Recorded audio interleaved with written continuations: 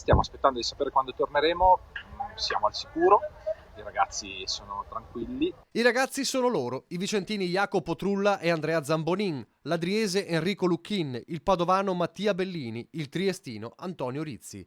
Il gruppo nordestino dei 40 rugbisti delle Zebre Parma bloccati a Città del Capo, in quel Sudafrica dove è scoppiato il caso della variante Omicron. Le zebre stanno bene, siamo chiusi in una bolla da qualche giorno, in realtà ci siamo solo andati ad allenare e siamo stati all'aria aperta, quindi qualsiasi gita è stata fatta mantenendo tutte le precauzioni, mascherine, tutte le precauzioni che erano necessarie. I giocatori si sono visti annullare 2 match dell'United Rugby Championship. Erano atterrati l'altro ieri a Cape Town via Milano e Dubai per sfidare domani gli Stormers e poi trasferirsi a Durban, sull'Oceano Indiano, per affrontare gli Sharks. Poi il blocco e la situazione sospesa. Famiglie in ansia, l'incertezza che resta, ma il presidente della squadra lancia un messaggio per tranquillizzare tutti.